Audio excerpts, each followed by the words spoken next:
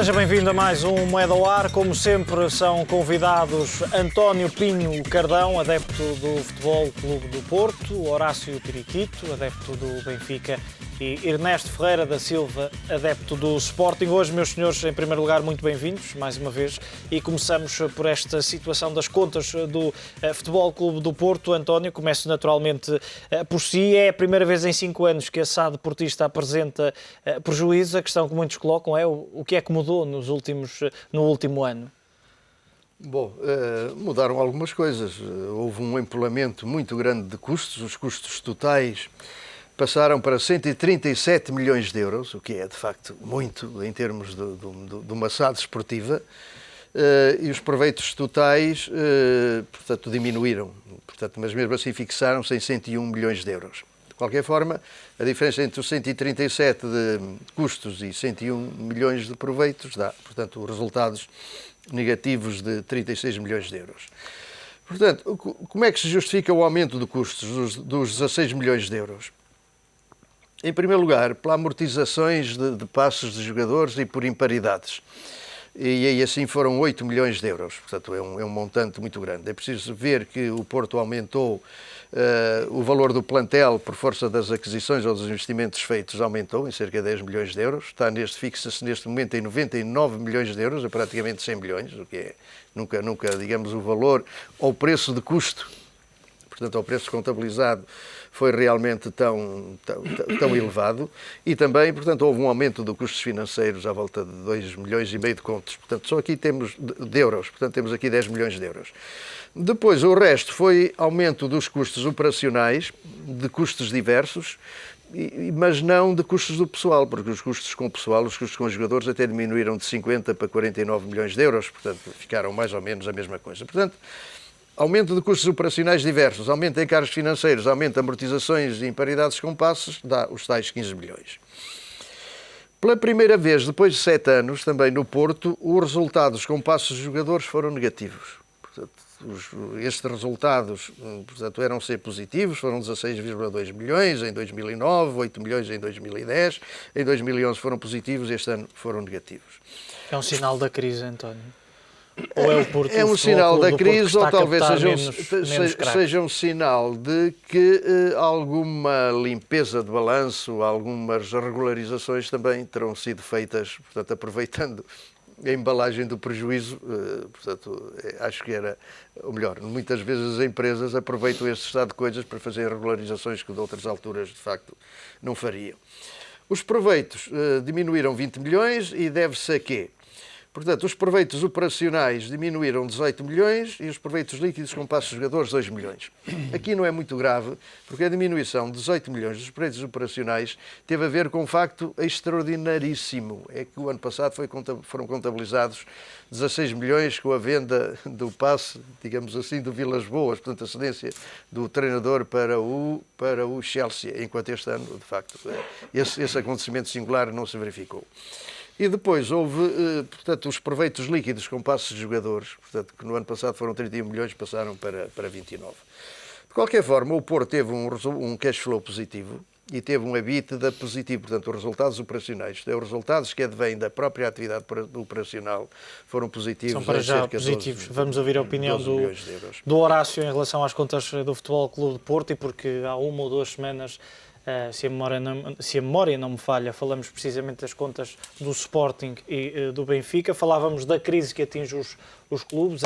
Pode ser um primeiro sinal da crise para o Futebol Clube de Porto? Crise financeira, entende-se? Bem, eu acho que nesta matéria de resultados nós estamos mais ou menos todos de acordo, de uma forma ou de outra. E esta leitura que o António fez das contas do Futebol Clube do Porto foi feita, parece-me, de forma bastante correta, mas naturalmente como portista. Porquê? Porque as contas do Benfica, com números diferentes, têm estruturalmente a mesma lógica, mas ele, por ser o Benfica, fez uma apreciação muito mais teatral, digamos assim, muito mais exigente, que não fez agora nas contas do Futebol Clube do Porto. E basicamente aquilo Isso é verdade.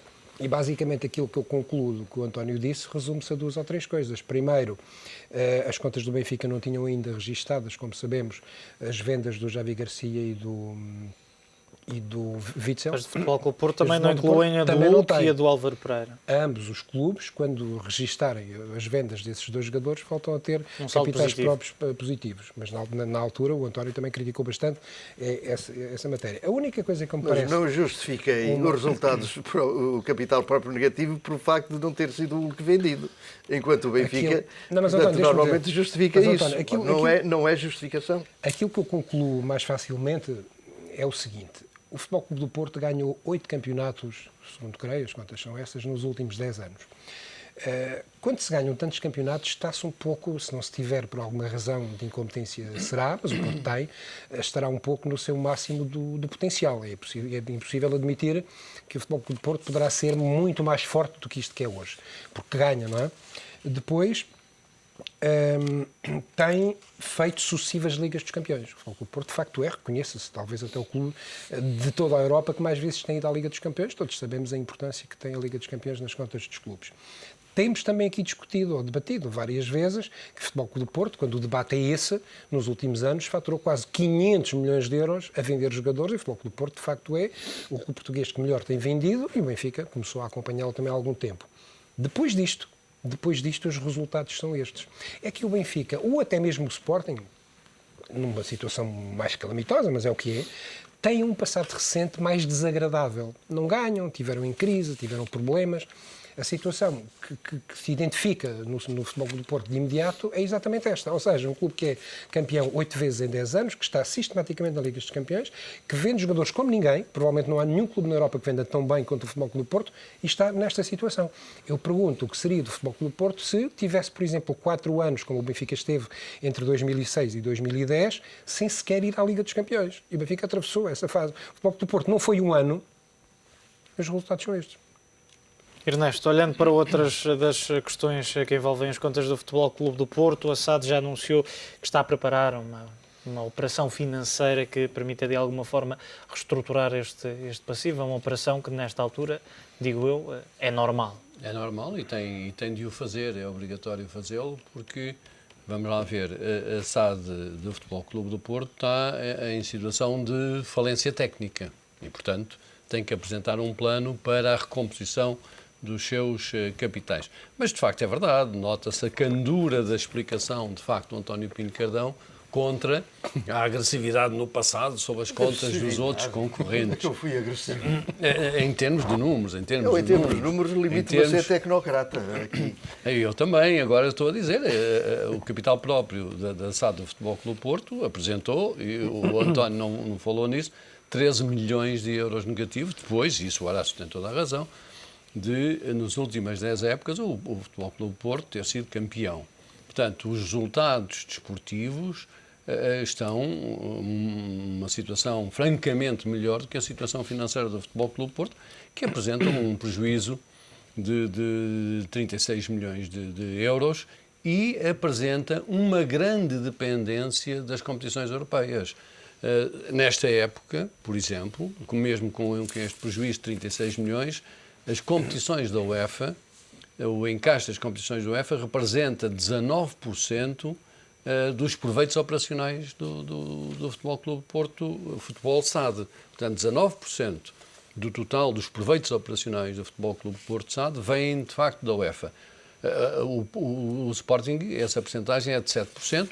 O Benfica teve também, de facto, um encaixe financeiro muito significativo esta época desportiva, teve 22 milhões de euros de encaixe financeiro, também está muito dependente, e é também por aqui que muitas vezes se vê umas aproximações nas críticas de portistas e benfiquistas ao Sporting, porque, de facto, estes 3 clubes estão muito dependentes, e o Braga agora também já entrou nessa luta, das receitas da UEFA, seja da Champions, particularmente da Champions, que essas são muito mais generosas do que da Liga Europa.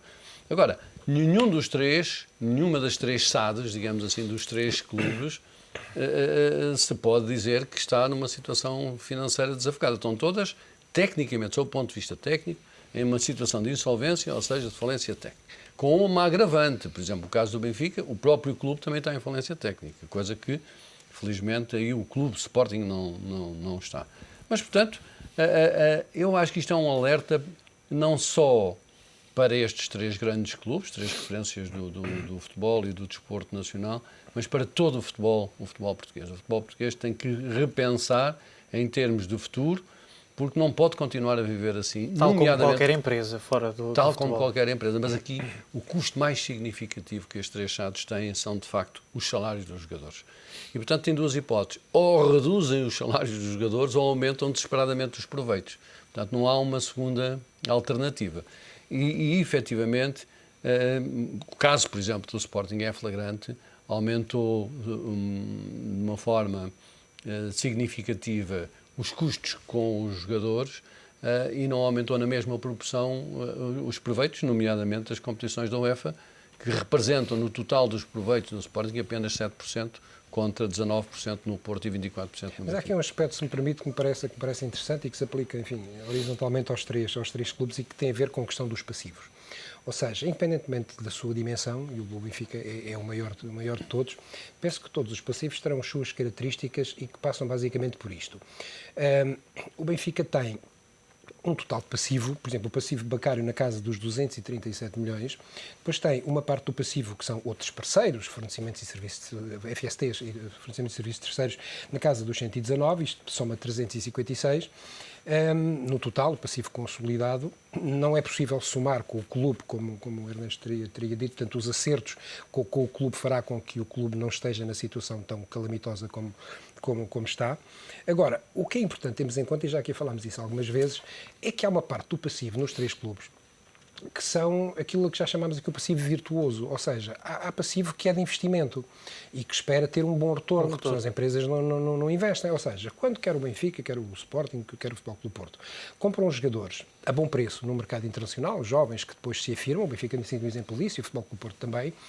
É evidente que há parcelas do passivo que refletem essas aquisições, mas depois só se consegue, de facto, rentabilizar esse investimento quando o jogador é vendido. O Benfica, ano passado, investiu 6, qualquer coisa milhões na aquisição do Witsel e vendeu por 40. Portanto, só no momento da venda... Mas também foi uma venda de uma temporada para a outra. Foi, o período de espera, chamemos-lhe assim, não foi muito grande. Mas aplica-se a quase todos. Repara, o Di Maria também teve 3 anos no Estádio da Luz, não teve 10, mas não podia estar porque eram muitos. O Coentrão também, quando veio para o Estádio da Luz, para o Benfica, andava um pouco perdido e o Jesus arrumou como defesa esquerda e depois vendeu por bastante dinheiro. Mas é bom ter outra coisa em conta, que não passa só pelos jogadores, e cada clube terá a sua história, como é evidente. O Benfica, para além do estádio, que é passado, e para além da Caixa, passado no sentido em que já está construído e a funcionar, e da Caixa Futebol Campos, o Benfica teve que investir na Benfica TV, como é evidente. Portanto, também há capital investido, que espera-se que a Benfica TV tenha um retorno positivo rapidamente, se é que não está a ter já. E está a construir, ou mais uma vez a investir e a aumentar o passivo, para construir o Museu do Benfica. Enfim, com alguma satisfação, se diz que vai ser o maior museu do mundo e uma fonte de receitas brutal dentro do Benfica. Portanto, quando nós dizemos que o passivo é 100, 200, 300, 400 ou 500, temos que perceber qual é a parte do passivo, que é um passivo, chamemos-lhe virtuoso, ou seja, faz parte de investimento que mais à frente vai ter retorno e vai permitir amortizar. António, em tese será assim. Não, em tese será assim, mas os factos demonstram que não é exatamente assim. Comparável com os outros passivos, a SAD do Benfica evidencia um passivo de 426 milhões de euros, passivo total, bancário e não bancário. E, se nós olharmos para os encargos financeiros da SAD do Benfica, são 17 milhões por ano. 17 milhões por ano. A SAD do Porto e a SAD do Sporting têm mais ou menos os mesmos encargos financeiros, metade disso, 7, 8 milhões cada um. O que significa, e tem também metade do passivo, o que é razoável, ou seja, o Benfica com 426 milhões de euros de passivo total, onde está o passivo bancário, paga 17 milhões de encargos financeiros por ano. O Sporting 7 e o Porto 8, ou 8, 7, andam assim ela por ela. O que significa, já não vou tão longe como o candidato da oposição, entre aspas, a Luís Filipe Vieira, que ontem na televisão falava num passivo de 600 milhões, não é? Mas uma coisa é certa. Isso é verdade. Mas uma coisa é certa, nas contas do Benfica estão 426 milhões. Nas contas da SAD do Benfica, publicadas, estão 426 milhões. E encargos financeiros 17. António, ainda assim, e colocando outra questão, porque o tempo vai passando, apesar destes números que estivemos aqui a falar em relação à SAD Futebol Clube do Porto, a verdade é que a SAD continua dentro do valor recomendado pela UEFA, que é de 70% rácio de salários versus proveitos operacionais. E julgo que é a única, portanto, que está dentro dessas condições. Portanto, nesse aspecto, portanto, obedece ao rácio. Houve aqui também alguma tentativa de dizer, portanto, que a situação dos clubes ou das SADs é perfeitamente igual. Não é exatamente igual. Porque uma coisa é ter resultados consistentemente negativos ao longo dos anos, como tem acontecido com o Benfica e com o Sporting, outra coisa é ter resultados positivos e depois ter um ano resultados negativos. Portanto, essa é uma diferença fundamental. Outra diferença fundamental é que temos que ver, portanto, que uma das equipas ou uma das SADs teve resultados desportivos e as outras também não tiveram resultados desportivos. Também outra diferença essencial. Depois também poderemos olhar para a destruição de valor, a destruição de capital que estas SADs fizeram ao longo dos tempos. E aí, mais do que nenhuma, o Benfica destruiu o capital, porque tendo já passado o estádio para a SAD, neste momento, e tendo passado por um valor de 40 milhões de euros, neste momento já tem a própria SAD situação líquida negativa, isto é, a SAD já não é do Benfica, já não é dos associados do Benfica, a SAD já é dos criadores, o estádio já é dos criadores. Portanto, isto não é uma diferença despiciente. Enquanto a Euroantas, que é a entidade, portanto, que tem o estádio do Dragão, não está na SAD e é um património dos acionistas, não, dos associados do Futebol Clube do Porto. Por outro lado, o passivo financeiro do Porto anda à volta de 91 milhões de euros, que não se compara absolutamente nada com o passivo financeiro do Benfica. E o passivo bancário é 70 milhões de euros, portanto, que compara com as centenas de milhões, de facto, António, mas o António é um distinto economista, não pode estar a falar apenas no passivo, sem estar ao mesmo tempo a contrabalançar com os ativos. Quanto ao ativo, o que o Horácio diz, portanto, eu permito-me discordar, porque o ativo virtuoso de que o Horácio fala, o ativo virtuoso é altamente contingente. Porquê? Porque um jogador pode ser caro e depois pode não dar rentabilidade absolutamente nenhuma. Zero. E, portanto, não podemos comparar um ativo, portanto, de um investimento... É um ativo de risco. Com certeza, de alto risco. António, o jogador de futebol é um ativo de risco. Com certeza. E que no Benfica, nomeadamente no Benfica, não tem dado o retorno... Não tem? Não tem dado o retorno. Se tivesse dado o retorno, o Benfica tinha tido resultados positivos. Nunca teve não tem tido resultados António, positivos. Não tem tido resultados positivos. Portanto, esse retorno é uma intenção, não se tem verificado na prática. Essa é que é a questão. António, no Porto você está no Benfica com capitais próprios negativos. Já sabe que quando entrar, e no Porto é a mesma coisa, quando se puder contabilizar o Javi Garcia e o Witzel, mas o ano passado também no ano passado também não contabilizou. Já sabe que isso vai acontecer. No ano passado também não contabilizou o Coentrão e não contabilizou o outro, não me lembro já agora qual, e depois os resultados vieram negativos. Vamos a ver, isso não mas isso também conta. É aplicável ao Porto. Isso não conta para este campeonato. O Porto também não pôs lá o Hulk e eu nem sequer falei nisso. Nem o Álvaro Pereira e também não falo. Isso já faz parte da exploração deste ano. Assim como este ano o Benfica tem custos. Ou só tem proveitos? Só contabiliza os proveitos. Portanto, Benfica, por exemplo, em termos de faturação global do clube, ao longo dos anos, já vem 120 milhões de euros. Ao longo dos anos, o que tem acontecido é que esse retorno não tem tido tradução na conta de resultados, porque os resultados são negativos. Mas este ano também não teve na do Porto. E este ano também não teve na do Porto. Mas uma coisa é um ano, outra coisa é ser consistentemente, portanto, durante vários anos. Agora, que isto é um sinal e que isto é importante e deve ser levado em atenção, isso... Mas deixa-me só precisar aqui de mas vamos deixar falar o Ernesto António, que tem menos tempo de antena nesta altura. Mas é só uma questão... O tema era o tema Porto e já agora eu concluiria. Portanto, nada de meter tudo no mesmo saco, de dizer que está tudo igual, há dificuldades para todos, mas aqui também, tomar o Benfica estar na situação quer desportiva, quer financeira do futebol do não Porto, pode comparar, e muito mesmo mais que esteja pior, não pode comparar. Bem, vamos lá ver. Há questões que é preciso precisar. Essa história que o Benfica tem o estádio na doença ativa, o Porto também tem. Porque consolida. Não consolida. A SAD do Porto não consolida a empresa Euroantas, que é a proprietária do Estádio do Dragão. Consolida o Porto Estádio, mas o Porto Estádio não é o proprietário do Estádio do Dragão. É diferente. Bem, não tem nada a ver. Não tem a propriedade do estádio, não. Está bem, a SAD não tem a propriedade do estádio. A entidade que investiu no estádio e, portanto, que tem... A titular do estádio. A titular do estádio é uma entidade, é uma empresa, uma sociedade, se chama Euroantas. E não consolida... Portanto, não está por baixo da SAD do Porto? Não está. O que está é o Porto Estádio, que é uma entidade que explora o Estádio do Dragão. Pronto, não é que o Sporting não tem a SAD lá dentro. Portanto, Pronto. Aparentemente, então, só terá do Benfica. A ideia que eu tinha era que consolidava e, portanto, o efeito era o mesmo. Portanto, o estádio ainda é da Euroantas, e a Euroantas é do Futebol Clube do Porto. Clube. Portanto, também não confundamos Ernesto, não sei se quer acrescentar mais alguma coisa a este tema. Vou dar entrada ou início a um segundo tema, a crise no Sporting, Ernesto, e continuando consigo. 19 meses depois da chegada de Godinho Lopes, o Sporting está nitidamente pior. Vamos lá ver. Os resultados desportivos são determinantes nesta atividade. Estamos a falar de clubes desportivos e falar de futebol profissional.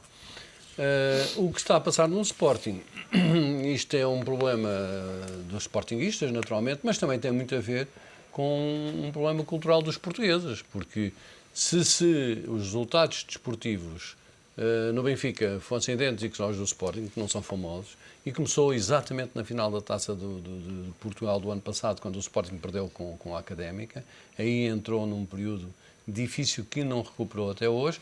Se os resultados desportivos fossem no Benfica, os que o Sporting está a viver hoje, portanto, creio que os factos não seriam substancialmente diferentes, o mesmo se passando no Porto, que isto é um problema cultural. Esses decisos não fazem muito sentido, porque há uma organização histórica por trás que faz com que neste momento os clubes estejam em situações bastante diferentes. Não é verdade. Quando o Sporting esteve estável, o Benfica teve a substituir treinadores. Portanto, as crises acontecem em todos os clubes. Claro, quando o Sporting, no período em que o Sporting esteve estável, o Porto substituiu treinadores e o Benfica substituiu treinadores. Entrou também em crise e teve momentos muito, muito, muito difíceis. Eu acho que é mais nacional até do que propriamente dos clubes. É tipicamente português, é um problema cultural, porque aqui, em Portugal, independentemente dos clubes, quando desportivamente as coisas não correm bem, a primeira cabeça que se pede, de uma maneira geral, e a começar pelos mídia, é de facto o Presidente. O que não se vê noutros países. Por isso é que eu digo que é mais do que do Sporting, ou do Benfica, ou do Porto, é mais cultural do que outra coisa. É um momento difícil, agora é preciso, de facto, que os sportinguistas, os responsáveis pelo Sporting, aproveitem esta oportunidade para, de uma vez por todas, de facto, criar alicerces para que dê condições de estabilidade, mais em termos até diretivos do que propriamente desportivos, porque os profissionais do futebol estão ali, são pagos, é para trabalhar e é para jogar. E, portanto, neste momento, há um treinador, seja ele interino ou não, e há aí profissionais de futebol que têm que estar completamente a leste das crises diretivas. E, portanto, o que eles têm que fazer é entrar dentro do campo, dar o máximo, correr, lutar por uma camisola centenária. E, portanto, eu acho que isto pode acontecer, por exemplo, lá fora, noutros clubes da Europa, até da Europa do Sul, em que a equipa de futebol consegue, de facto, viver à parte destes acontecimentos. Não tem nada a ver, porque essa história de dizer que isto afeta o futebol, os futebolistas leem jornais, os treinadores leem jornais, o que eles têm que fazer é trabalhar e a responsabilidade tem que ser pedida aos profissionais do futebol. Quem ganha a vida do futebol é que tem que ser responsável pelos resultados desportivos. E já voltaremos a falar sobre esta crise no Sporting, porque agora é a altura para um curto intervalo. Não sei.